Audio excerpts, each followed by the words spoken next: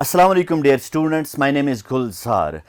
खैर मकदम है आपका आज की इस क्लास में। डियर स्टूडेंट्स, आज हमने आपके लिए मैथमेटिक्स का एक और इम्पॉर्टेंट टॉपिक चूज़ किया है 11th क्लास के लिए, वो है बाइनोमियल थ्योरम। और बाइनोमियल थ्योरम जब हम बात करते हैं बहुत ही इंपॉर्टेंट टॉपिक है, चाहे आप कॉम्पिटिटिव एग्ज़ाम की बात करेंगे या फिर बोर्ड एग्ज़ाम की बात करेंगे, बहुत ही बड़े काम की चीज़ है। और आज हम ये डिस्कस करेंगे बाइनोमियल थ्योरम क्या है और कुछ एप्लीकेशंस की बात भी करेंगे हम बाइनोमियल थ्योरम की। तो सबसे पहले जब हम बाइनोमियल थ्योरम की बात करते हैं, डेफिनेशन से पहले, बाइनोमियल वर्ड जो है ये दो चीज़ों से बना हुआ है। बाइनोमियल आपने प्रीवियस क्लासेस में अगर देखा होगा, आपको याद होगा, आपने पॉलिनोमियल्स में पढ़ा होगा, मोनोमियल, बाइनोमियल, ट्राइनोमियल, ठीक है। और उसमें आपने पढ़ा है कि जिस एक्सप्रेशन में एक ही टर्म होती है उसको हम मोनोमियल कहते हैं, जिस पॉलिनोमियल में दो टर्म्स होती हैं उसको हम बाइनोमियल कहते हैं, या जिस एक्सप्रेशन या पॉलिनोमियल में तीन टर्म्स होती हैं उसको हम ट्राइनोमियल कहते हैं। लेकिन यहां पे हम बाइनोमियल की बात करते हैं। बाइनोमियल मींस जिसमें दो टर्म्स होती हैं, ठीक है। लाइक अगर हमारे पास है 2x + 3 या 2x + 3y, this is a binomial. या अगर हम लिखेंगे 2x + 5, ये भी एक बाइनोमियल है, ठीक है। तो बाइनोमियल थ्योरम क्या है, इस पे हम आज बात करेंगे बाइनोमियल थ्योरम के बारे में। लेकिन उससे पहले मैं आपको एक बात याद दिलाना चाहूंगा। आपने 8th में या उससे पहले वाली क्लासेस में सुना होगा कि a + b² जब हम लिखते हैं a + b² is equal to a² + 2ab + b²। याद आ गया ना आपको? जी हां, ये आइडेंटिटी या ये थ्योरम या ये एग्जाम्पल या ये फॉर्मूला आपने बहुत छोटे जब आप थे उस वक्त आपने सीखी होगी। अगर अब हम देखेंगे a + b⁻1 की बात करेंगे, वो है सिंपली a + b, ठीक है। अब अगर हम इससे आगे बढ़ेंगे, a + b⁻0 लिखेंगे।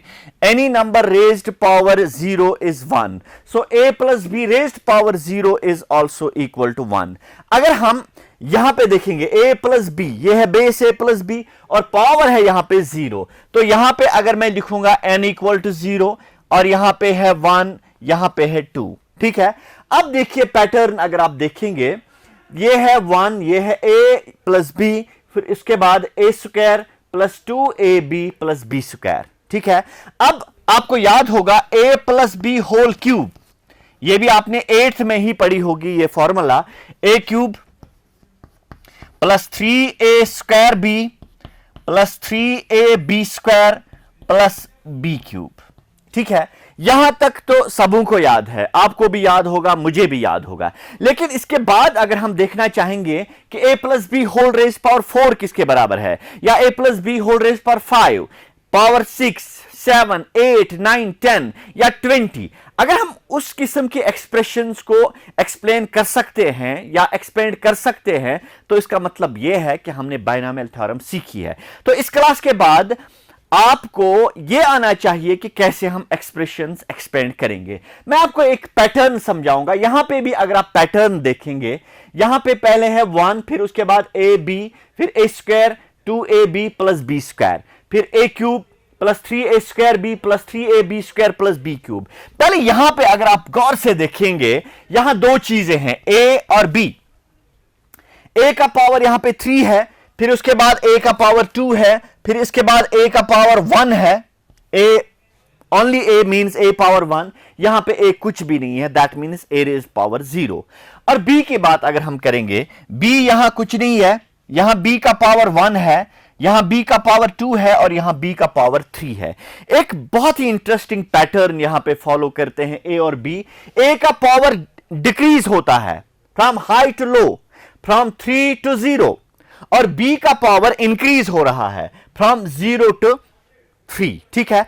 यह पैटर्न आपने देखा कि a का पावर जो है वो डिक्रीज हो रहा है और b का पावर जो है वो इंक्रीज हो रहा है, ठीक है। तो लेकिन अगर हम अब कोफिशिएंट्स की बात करेंगे, इसका मतलब यह है, देखिए अगर इसके बाद हम लिखेंगे a + b⁻4, डेफिनेटली यहां पे होगा a⁻4, यहां पे भी a का पावर डिक्रीज होगा 4 से लेके 0 तक, जिस तरह यहां पे 3 से लेके 0 तक डिक्रीज हुआ a का पावर, बिल्कुल उसी तरह यहां पे a का पावर 4 से लेके 0 तक डिक्रीज होगा, और यहां पे b का पावर 0 से लेके 3 तक इंक्रीज हुआ। ठीक है, यहां पे भी b का पावर 0 से लेके 4 तक इंक्रीज होगा। तो पहले मैं लिखूंगा a, फिर उसके बाद यानी b होगा यहां पे 0, फिर a का पावर डिक्रीज होके 3 पे आएगा। मैं थोड़ा सा गैप छोड़ता हूं ताकि फिर मैं कोफिशिएंट्स लिख पाऊं इनके। a का पावर 3 होगा और b का पावर 1 होगा। इसके बाद a का पावर 2 होगा और b का भी पावर 2 होगा। इसके बाद a का पावर 1 होगा, a का पावर 1 होगा और b का पावर 3 होगा, क्योंकि a का पावर पहले 4 फिर 3 फिर 2 फिर 1 उसके बाद 0 होगा, यानी a का पावर मैं लिखूंगा 0 और b का पावर देखिए पहले 0 था, फिर 1 फिर 2 फिर 3 और फिर होगा 4। यह आपने एक बहुत ही इंटरेस्टिंग पैटर्न यहां पे ऑब्जर्व किया a और b के बीच। a का पावर जो है वो डिक्रीज हो रहा है from n to 0 and b का पावर इंक्रीज हो रहा है फ्रॉम 0 टू 4, यानी फ्रॉम 0 टू n। अब अगर हम a plus b raised power 5 की बात करेंगे, देखिए यहां पे भी ये पैटर्न होगा। a का पावर 5 से डिक्रीज होता हुआ 0 की तरफ बढ़ेगा और b का पावर 0 से इंक्रीज होता हुआ 5 की तरफ बढ़ेगा। तो मैं लिखूंगा यहां पे a raised power 5 b raised power 0, फिर होगा a raised power 4 b raised power 1, फिर होगा a रेज्ड पावर 3 और b रेज्ड पावर 2, फिर यहां पे होगा क्योंकि a का पावर जो है डिक्रीज होता जा रहा है 5 4 3, अब होगा a का पावर 2 और b का पावर होगा 3 बिकॉज b का पावर इंक्रीज होता जा रहा है। और यहां पे देखिए नेक्स्ट टर्म होगी a का पावर 1 और b का पावर होगा 4, फिर होगा a का पावर 0 और b का पावर होगा 5। चेक कीजिए 5 4 3 2 1 0, b का पावर चेक कीजिए 0 1 2 3 4 5। अगर आपको क्वेश्चन करते करते या बाइनोमियल थ्योरम एक्सपेंड करते करते कहीं पे यह शक होता है कि कहीं मैं गलत तो नहीं कर रहा हूं पावर्स लिख के, तो यहां पे आपको ध्यान रखना है ये जो पावर है 5, हर किसी टर्म का पावर जो है वो 5 होना चाहिए। Like 5 plus 0 5, 4 plus 1 5, 3 plus 2 5, 2 plus 3 5 and 1 plus 4 5, 0 plus 5 that is again 5। ठीक है, अब रही बात यहां तक तो हमने कोफिशिएंट्स लिखे, कोफिशिएंट्स लिखे। अब इन दो जो एक्सप्रेशंस है इनमें हम कोफिशिएंट्स कैसे लिखेंगे, यह हमारे लिए एक चैलेंज है। इसके लिए पास्कल वाज अ मैथमेटिशियन, उन्होंने कहा आपको चिंता करने की कोई जरूरत नहीं है, मैं आपको बताऊंगा बाइनोमियल थ्योरम में कोफिशिएंट्स क्या पैटर्न फॉलो करते हैं। यहां पे अगर हम देखेंगे, यहां पे देखिए ये है कोफिशिएंट 1, ठीक है, इसके बाद है a का कोफिशिएंट भी 1 और b का कोफिशिएंट भी 1 है, ठीक है। इसके बाद है a स्क्वायर का 1 फिर 2 फिर 1 1 2 और 1, ठीक है। तो ये तीन पैटर्न्स या तीन एक्सप्रेशंस के पैटर्न आपको पता है तो आप सारे पैटर्न्स खुद बना सकते हैं। देखिए ये है 1 फिर 1 2, फिर आप 1 और इनको ऐड कीजिए 1 प्लस 2, ये देखिए 1 प्लस 1 दैट इज 2, ठीक है। और अगर हम next term, this was when n is equal to 1, when n is equal to, when n is equal to, this is n is equal 0 1 and 2। अगर हम देखेंगे व्हेन n इज इक्वल 3 तो हम लिखेंगे 1 plus 2 that is 3, 2 plus 1 that is 3, then again 1। देखिए pattern क्या है 1 3 3 1 1 3 3 1, ठीक है। अब देखिए अगेन ऐड कीजिए पास्कल ट्रायंगल से 1 plus 3 is 4, then 3 plus 3 is 6, then 3 plus 1 is again 4, then 1। इसका मतलब यह है ये जो a plus B whole raised power 4 है इसमें कोफिशिएंट्स आएंगे 1 4 6 4 1, तो मैं लिख सकता हूं 1 तो है ही, 4 6 4 एंड 1, ठीक है। अब नेक्स्ट टर्म ये है when n is equal to 0, n is equal to 1, n is equal to 2, n is equal to 3, n is equal to 4। अगर अब 5 होगा मैं लिखूंगा 1 1 plus 4 that is 5, 4 plus 6 that is 10, 4 plus 6 that is again 10, then 5, then 1. देखिए ये क्या है coefficients 1 5 10 10 5 1. मैं लिखूंगा 1 5 10 10 5 और 1. ठीक है, अब आप सिक्स्थ पावर के लिए क्या लिखेंगे? This is n is equal 5. अगर n 6 है तो मैं लिखूंगा 1 1 plus 5 that is 6, 5 plus 10 that is 15, 20, 15, 6 and 1. Again मैं एक और लिखूंगा, फिर उसके बाद जनरलाइज करूंगा. This is 1, 6 plus 1 is 7, 15 plus 6, 21, 20 plus 15 that is 35, again 35, this is 21, then we have 7, then 1 again. देखिए अब अगर मैं देखूं कि a plus b raised power 6 किसके बराबर है, तो मैं पहले पैटर्न फॉलो करूंगा पावर्स का. a raised power 6, b raised power 0, a raised power 5, b raised power 1, a raised power 4, b raised power 2, a raised power 3, b raised power 3, a raised power 2, b raised power 4, then we have a raised power 2, a raised power 1, b raised power 5, then last पे a raised power 0, b raised power 6. तो अगर मैं coefficients लिखूंगा 6 के तो वो होगा 1 6 15 20 15 6 1, यानी 6 15 20 15 6 1, 6 15 20 15 6 and 1. This is how we can find out a plus b raised power 6. ठीक है, देखिए अगर मैं 7 की भी बात करूंगा, 7 मैं यहां पे लिखता हूं a plus b raised power 7 excuse me, a plus b raised power 7, a7 b0, a6 b1, a5 b2, then we have a4 b3, then a3 b5 b4, sorry this is 4, then we have a2 b5, then a1 b6, then a0 and b7. Coefficients यहां पे है 1 7 21, 1 7 21, then we have 35 35 21, 35 35 21, then we have 7 and 1.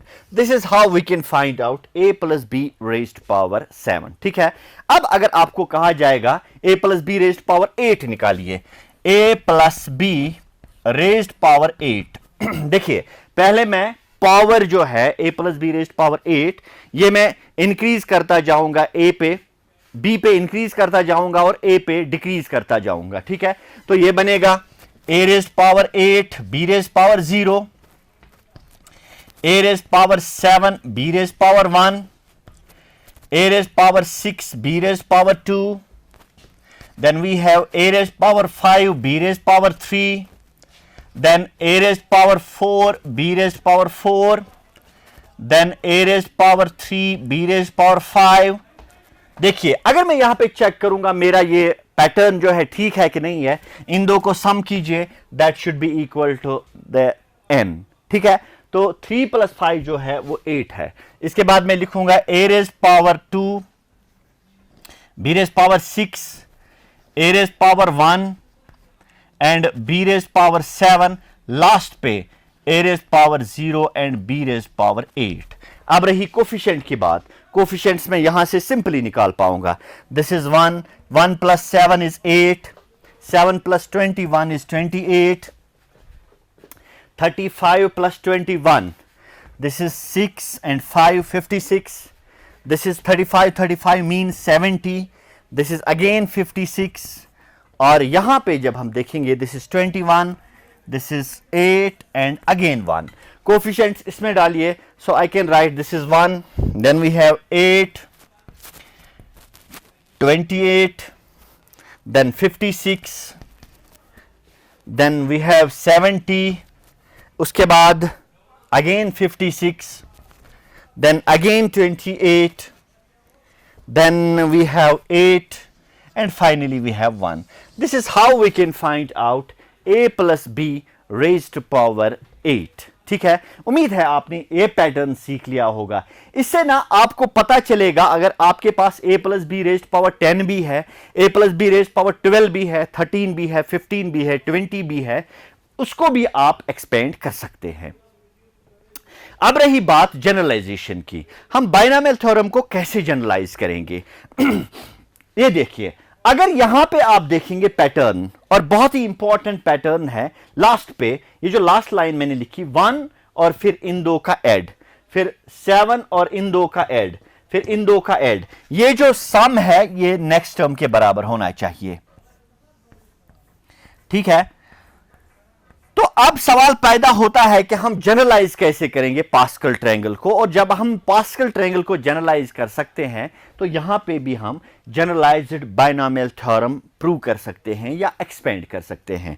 तो यहां पे ये जो मैंने patterns यहां पे ड्रॉ किए देखे आपने, और उम्मीद है आपने बहुत ही अच्छी तरह समझ लिए होंगे, और आप अब खुद कर सकते हैं कोई भी एक्सप्रेशन एक्सपेंड जो भी पावर की हो। लेकिन आपको यहां पे पहले ये जो ट्रायंगल यहां पे मैंने बनाया, this triangle is named after a scientist, or you can say the mathematician, Pascal's triangle. इसको हम पास्कल्स ट्रायंगल कहते हैं, और पास्कल ने ये पैटर्न ऑब्जर्व किया यहां पे जितने भी बाइनोमियल एक्सप्रेशंस हैं उन पे, तो इस पास्कल ट्रायंगल की मदद से हम बाइनोमियल थ्योरम्स एक्सपेंड कर सकते हैं। अब जनरलाइज की बात करें, हम कोशिश करेंगे इस पैटर्न को जनरलाइज करने की। तो उम्मीद है आपने यहां पे ये जो मैंने यहां पे लिखा वो आपने कॉपी किया होगा। इसके बाद मैं आगे बढ़ता हूं जनरलाइजेशन की तरफ, जनरलाइजेशन ऑफ बाइनोमियल थ्योरम। यहां पे अगर आपने पास्कल ट्रायंगल में देखा, पहले अगर मैं देखूं a plus B raised power 10 या 9 की बात, वो तो आपको पैटर्न से पता चलेगा। लेकिन अगर मैं यहां पे a प्लस बी 10 के बदले a plus B raised power n की बात करूंगा, तो क्या आपने देखा a का पावर डिक्रीज होता जा रहा है, b का पावर इंक्रीज होता जा रहा है। मैं पहले वही लिखूंगा, a रेज्ड पावर n और b रेज्ड पावर 0 होगा। इसके बाद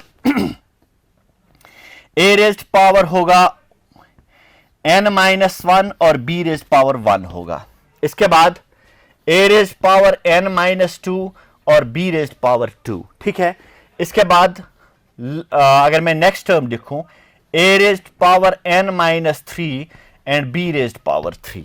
ठीक है, तो लास्ट पे जब हम देखेंगे, यहां पे भी अगर आपने देखा लास्ट पे a रेज्ड पावर 0 और b रेज्ड पावर 8, तो मैं यहां पे लिखूंगा last term a raised power 0 होगा और b रेज्ड पावर 10 होगा। ठीक है, लेकिन क्या आप मुझे बता सकते हैं उससे पहली वाली टर्म क्या होगी? उससे पहली वाली टर्म होगी a raised power 1 and b raised power n-1। यहां I am talking about n, not 10। This will be the last term a raised power 0 and b raised power n। और अगर हम सेकेंड लास्ट टर्म की बात करेंगे, उसमें होगा a power 1 and b raised power n-1। ठीक है, तो इससे आपको पता चलेगा बाइनोमियल थ्योरम की जो जनरलाइजेशन है, यहां पे भी a का पावर पहले n, फिर n-1, फिर n-2, फिर n-3, फिर 1, फिर 0। और b को देखिए, b का पावर है 0, 1, 2, 3, 4 सो ऑन, और लास्ट पे n-1, और उसके बाद एंड ऑफ द जो एक्सप्रेशन है उस पे होगा b रेज्ड पावर n। अब कोफिशिएंट्स की बात है, कोफिशिएंट्स हम मांगेंगे पास्कल ट्रायंगल से, और पास्कल ट्रायंगल में आपने यहां पे बहुत ही अच्छी चीज ऑब्जर्व की, वो ये कि पहले आपको 1 लिखना है, फिर उसके बाद दो टर्म्स का सम करना है, वो बनेगा नेक्स्ट टर्म। इसके बाद जैसे कि यहां पे मैंने किया, 3 और 3 का सम वो बन गया 6, 3 और 1 का सम वो बन गया 4। ठीक है, इस तरह से हम पास्कल ट्रायंगल से हम जनरलाइज कर सकते हैं। लेकिन यहां पे अगर आप देखेंगे, हर किसी टर्म पे पहली जो टर्म होती है, हर किसी एक्सप्रेशन में पहली टर्म जो होती है वो 1 होती है, और उसके बाद ये है पावर 0, फिर 1, फिर 2, फिर 3, फिर 4। ये देखिए 2 पावर के वक्त 2, जब 3 पावर होता है तो पहली टर्म 3, जब 4 होता है तो 4, 5 होता है 5, फिर 6। लेकिन जनरलाइज बाइनॉमियल ये पास्कल ट्रायंगल अगर हम देखेंगे, पहले होता है 1, फिर होगा n। जैसे कि यहां पे मैं लिखूंगा when n is equal to 9, when n is equal to 9, तो आई कैन राइट 1, 8 प्लस 1 जो होगा वो होगा 9, फिर 8 प्लस 28 जो होगा वो होगा 36, फिर 28 एंड 56 जो भी होगा वो हम यहां पे लिखेंगे। ठीक है, तो जनरलाइज की बात अगर हम करेंगे, ये है n, फिर उसके बाद n into n minus 1 divided by 2, फिर n into n minus 1 into n minus 2, this is n into n minus 1 divided by 2 factorial, this is 3 factorial here. ठीक है, तो इससे हम बाइनॉमियल कोफिशिएंट्स अखज कर सकते हैं या निकाल सकते हैं फ्रॉम द पास्कल ट्रायंगल। तो यहां पे भी अगर हम देखेंगे, पहला कोफिशिएंट होगा 1, उसके बाद है n, फिर होगा n into n minus 1 divided by 2 factorial, फिर उसके बाद n into n minus 1 n minus 2 divided by 3 factorial, और लास्ट पे यहां पे भी अगर आप ऑब्जर्व करेंगे, यहां पे फिर रिपीट होता है, लाइक 1 3 3 1, फिर 1 4 6, फिर 4 1, फिर 1 5 10 10 5 1। ठीक है, रिपीट होते हैं, ये जो कोफिशिएंट्स हैं ये वापस रिपीट होते हैं, 1 6 15 20, फिर 15 6 1, फिर यहां पे अगर आप देखेंगे 1 7 21 35 35 21 7 और 1।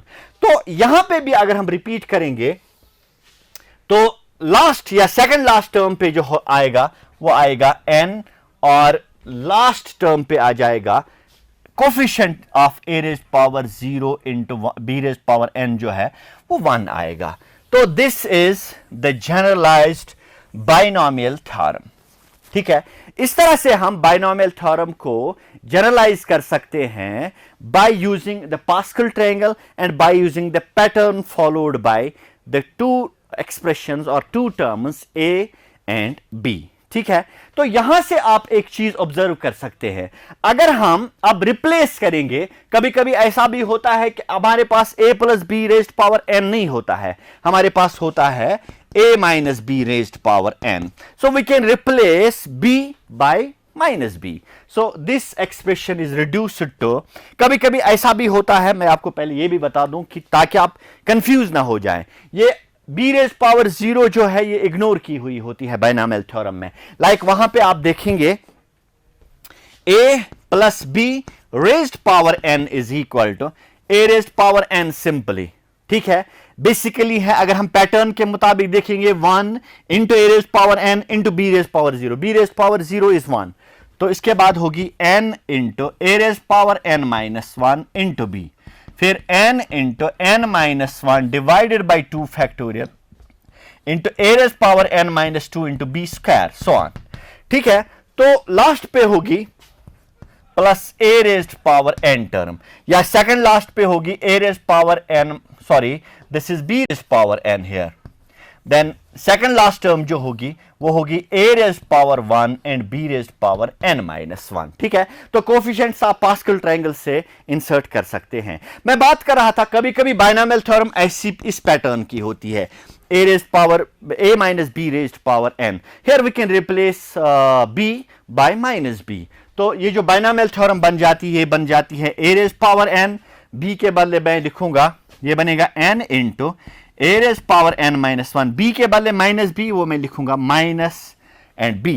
इसके बाद यहां पे देखिए n into n minus 1 divided by 2 factorial a raised power n minus 2 minus b square के बदले मैं लिखूंगा b स्क्वायर ही, तो ये लिखूंगा मैं b स्क्वायर और यहां पे पॉजिटिव आएगा, और उसके बाद नेक्स्ट टर्म जो होगी वो होगी n into n minus 1 n minus 2 divided by 3 factorial, तो a raised power n minus 3, फिर होगा माइनस बी क्यूब, जिस तरह यहां पे हम लिख सकते हैं, तो वो होगा सिंपली b क्यूब और नेगेटिव हम लिखेंगे यहां पे, तो a minus B raised power n में ऑल्टरनेट टर्म्स जो हैं पॉजिटिव नेगेटिव, पहली term positive, second term negative, फिर third term positive, fourth term negative. अब एक आपके लिए एक बहुत ही इंपॉर्टेंट चीज है, वो समझना बहुत ही जरूरी है। अगर मैं लास्ट पे जाऊं, लास्ट में है लिखना मुझे बी रेज्ड पावर एन, मैं plus B raised power N लिखूं या minus B raised power N लिखूं?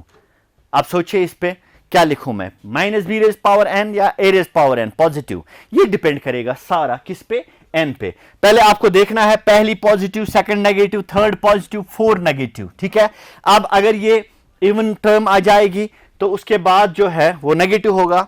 अगर हम ऑड टर्म पे आएगी तो ये जो साइन होगी यहां पे वो हो जाएगा नेगेटिव, ठीक है।